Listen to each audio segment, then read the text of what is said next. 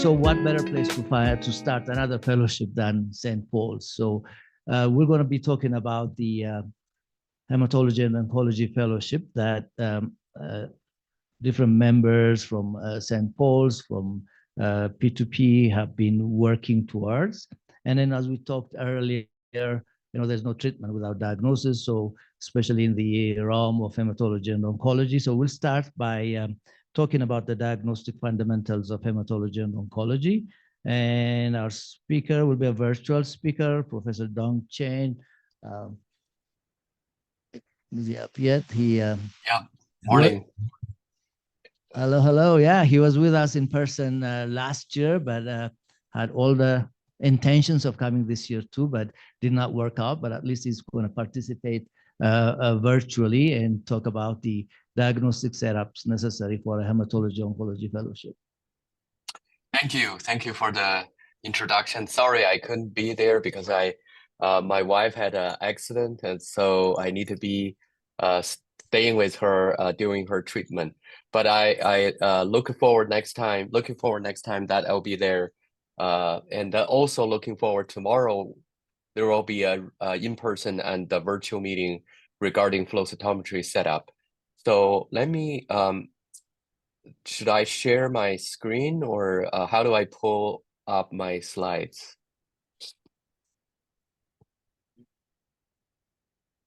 Maybe let me share my screen to see whether. Go ahead and share your screen. Yeah. Yeah. Let's see.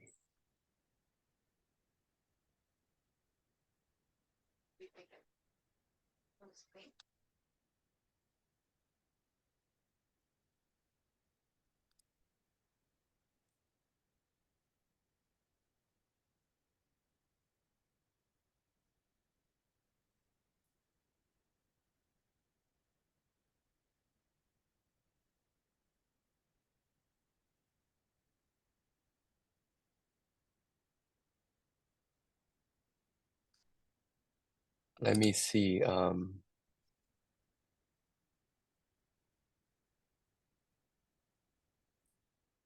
Yep. Can you see my screen? And yep.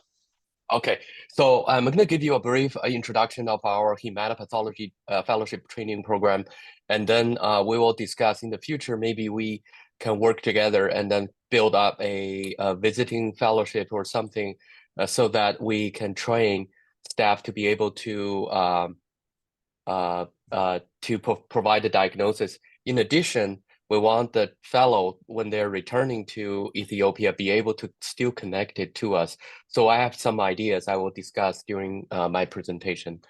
So a very brief kind of the introduction of the structure of training in US. So basically, most people usually have 4 years of undergraduate training, and then they go to medical school, usually 4 years.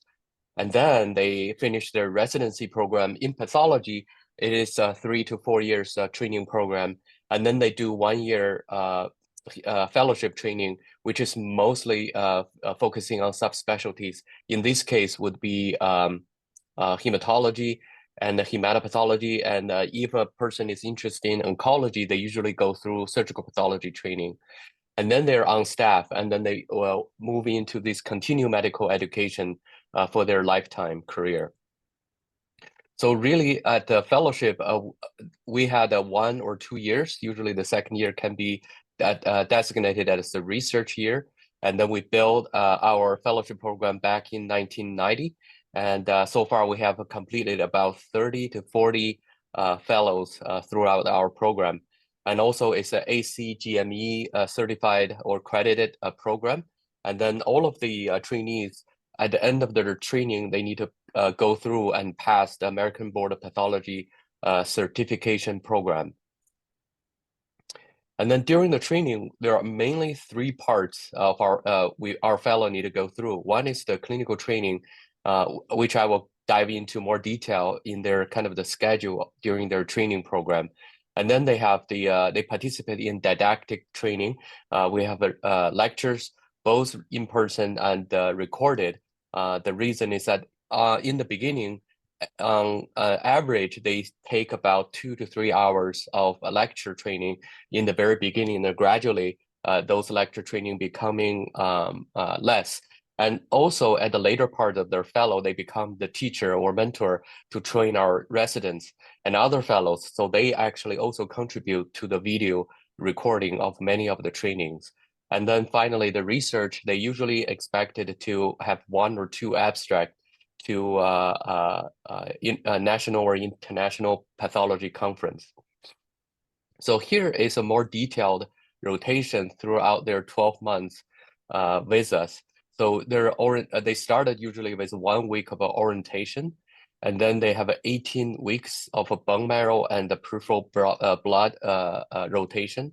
And then they have another 18 weeks of lymph node rotations.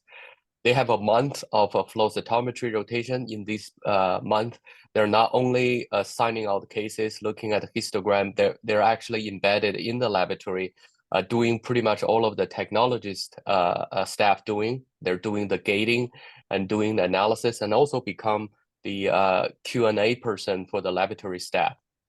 And then they do 2 weeks of a molecular hematology laboratory training, and they usually embedded in the laboratory and also sign out cases with our pathologist.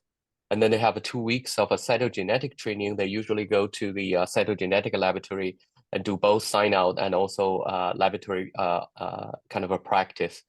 2 weeks of coagulation, and also red cell disease, they do 1 week. And this is a niche area, so it's, if desirable, they can actually do more.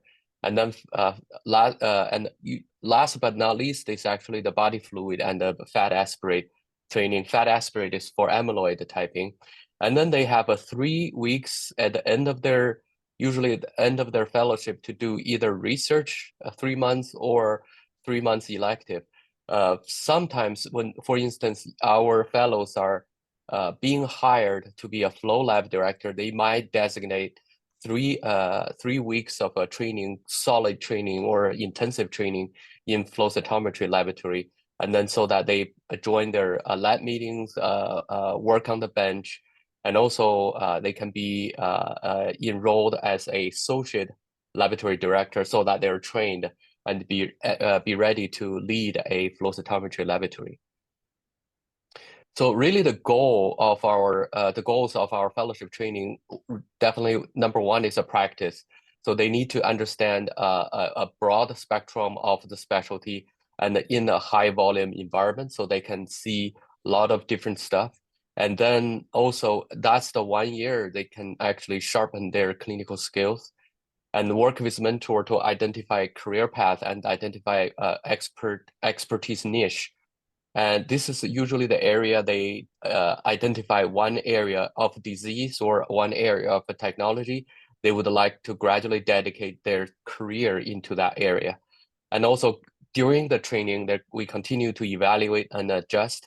Sometimes we have to adjust the curriculum or rotation schedules to meet the trainees' need, because some trainees may have a different need and also have a different background. They might sometimes need additional training because of their background. And also, end of the day, we want them to be independently practice. And also, last but not least, is they need to pass their board exam so that they can be employed in other institutions. So we also work and participate in the Chinese hematopathology training because I was originally trained and in medical school in China, and also had research experience with them. So China fellowship program is somewhat unique. They have a lymphoma fellowship program. It's more in the anatomic pathology track. And also they have a separate bone marrow pathology program. However, that bone marrow side is mostly still operated by hematologists, which similar to where we were in US, so in 90s. So this is a bone marrow and a lymph node pathology. Combining them into a hematopathology specialty is becoming a trend in China. There's gradually more and more training they're being sent to Mayo Clinic or other places to be trained in both lymphoma and bone marrow pathology. And then they do have a specialty called laboratory testing or laboratory MD program. It's a 4-year program. And then once they're graduated, they usually practice in laboratory medicine. And then so far, there's no board exam or certificate for the subspecialty yet, but that's in progress. Their administrative health are organizing the expertise in the field to gradually build up the specialty and the general board certification exams, because that ultimately, since people are trained at different place, but end of the day, they need to be performed in a similar fashion across the country or even across international community. So that's so far the background. I think different countries are moving in a very similar fashion. That I think US have laid out a nice experience and the roadmap for many to learn and potentially improve based on what we developed. So really logistically, maybe for Chinese CME program, and also I think maybe also for Ethiopia fellowship training in pathology or hematopathology for on the diagnostic side, we discussed, and it's delight to hear a build up a local fellowship program. And also it might be feasible or desirable to send some trainees to other country to learn and gain experience. And tomorrow we'll hear about such a presentation, I think from St. Paul, regarding the flow cytometry fellowship experience, and also potentially build a satellite fellowship program starting from the kind of the central fellowship program, and then gradually spread the knowledge. And then the second bucket is that how do we continue once the fellows are returning? How do we connect with them? I feel that in nowadays, we need to be connected more through virtual environment. So there are a lot of online courses for tutorial. I know most of the program, and then I know most of their program directors. There might be a possibility that we can sponsor and then work with them to provide some of the online training courses completely free to Ethiopian trainees. And also, we're thinking establishing online training and learning, such as we could potentially open up e-tumor board in different institutions. So we ask different people from different country to participate in the e-tumor board, so we can share experience. And also, there a desire. I work with some of the pathologists at St. Paul and other places. It might be feasible to build a potential digital pathology platform. The platform can be used for education and continuing education, sharing experience, and also potentially build as a case consult platform, so that not only we can learn and teach each other, but we can learn and teach each other through real cases, and also at the same time resolve potential challenging cases. So that's there's a feasibility, and then I feel that is a desirable direction. At Mayo Clinic, pretty much 95% of the pathology practice, anatomic pathology, has converted to imaging platform. And then about 90% of the pathologists no longer use microscope. They basically just use the electronic digital image on their computers. So I feel that maybe this is a potential interesting pathway forward for the future program we're planning to build. So here are some examples what I talked about, the online program. This is the Society of Hematopathology. And then Dr. Cook, James from Cleveland Clinic, he's the course director. And then many of the courses actually are online for free, but there may be some courses are based on the fee service kind of arrangement. We definitely can communicate with them to see if our trainees can have, or P2P have an access code or username, so that our trainees can sign up. We can coordinate in a way that we can benefit from these online courses. And here's another one. Every year there's a new plastic hematopathology training. This is mainly intended for board exam and review. And then every year is the beginning of the year. It can be expensive, but there might be a possibility of a discount. And also we can discuss with the program directors. And then here's another one I was talking about. This is from Toronto University. And then they build a online platform to extend training. This is their program with, I think, Egypt and other countries. So I'm looking forward. I have already started reaching out to them to see if we can use their platform to reach out to many other countries, including Ethiopia. So this is ongoing progress.